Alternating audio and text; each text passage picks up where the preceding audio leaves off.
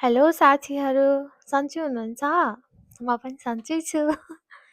अनि आज चाहिँ मैले F2 भिजाहरू जसले एप्लाई गरिरहेछन् नि F2 को लागि चाहिँ, त्यसको लागि चाहिँ के डकुमेन्ट्स चाहिन्छ, एकदम इम्पोर्टेन्ट हो, भुल्नै नपर्ने टाइपको डकुमेन्टहरू चाहिँ के छ, त्यसको बारेमा हजुरहरूलाई एकचोटि सरर भनिदिन्छु, ताकि हजुरहरूलाई पछि फ्युचरमा गएर केही गाह्रो नहोस् होइन। फर्स्टमा चाहिँ हजुरहरूलाई DS-160 कन्फर्मेसन लेटर चाहिन्छ होइन।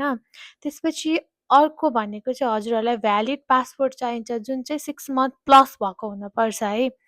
अनि त्यसपछि अर्को चाहिँ युएस भिजा स्टाइल फोटो, जुन चाहिँ 2x2 इन्च हुन्छ, प्लस हजुरहरूको त्यो पछाडिको ब्याकग्राउन्ड हुन्छ नि, त्यो चाहिँ वाइट हुनपर्छ ल त्यसको लागि चाहिँ।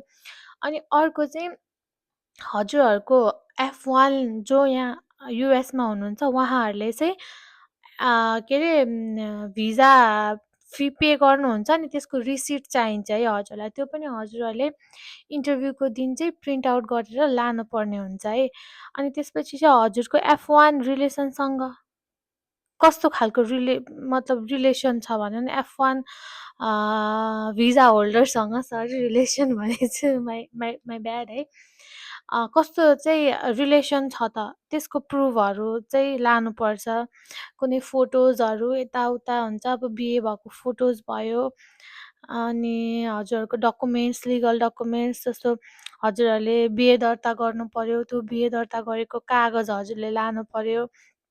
बिहेमा हजुरहरूको कतिजना चाहिँ थिए त्यहाँ एभाइलेबल थिए, उनीहरूको फोटो लानुपर्यो होइन।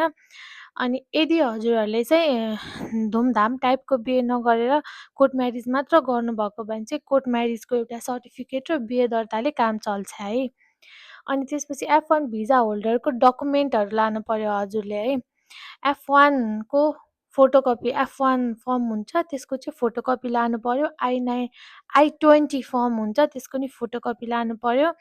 अनि हजुरको F1 भिजा होल्डर, हजुरको हस्ब्यान्ड चाहिँ युएसमा हुनुहुन्छ भन्ने एउटा प्रुफ चाहियो, त्यो लानुपर्यो। त्यसको लागि चाहिँ हजुरले I94 इनरोलमेन्ट भन्ने एउटा हुन्छ, त्यसको फोटोकपी लानुपर्यो। ट्रान्सक्रिप्ट छ भने त्यो पनि लाँदा हुन्छ है।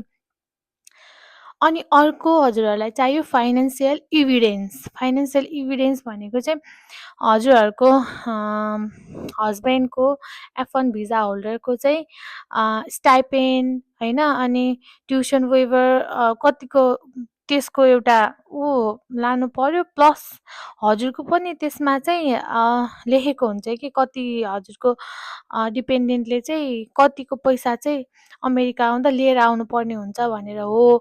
त्यो त्यो पैसाको ब्याङ्क ब्यालेन्सको सिट चाहियो है हजुरलाई, एकदम इम्पोर्टेन्ट हो त्यो चाहिँ, ब्याङ्क ब्यालेन्स सिट है, त्यो पनि चाहियो। अनि अर्को भनेको अब इन्टरभ्यू दिन जाँदै हुनुहुन्छ, इन्टरभ्यूको कन्फर्मेसन लेटर त लान पक्कै पनि भुल्नु भएन, त्यो लानु पर्यो एउटा होइन। अनि अर्को चाहिँ ट्याक्स रिटर्न एडिसनल हो, त्यो चाहिँ सपोर्ट हजुरहरूको लागि हेल्पफुल हुने, त्यो चाहिँ मेरो तर्फबाट भन्छु। एउटा ट्याक्स रिटर्न हजुरहरूको स्पाउसको चाहिँ ट्याक्स रिटर्न लिइसक्नु भएको छ भने त्यसको फोटोकपी लानु पर्यो। इफ छैन भने ठिक छ होइन। अनि त्यस्तै हो। अब अरू भनेको त्यस्तै हो। इन्टरभ्यू मा चाहिँ हजुरहरू एकदम फुल कन्फिडेन्ट भएर जानु पर्यो।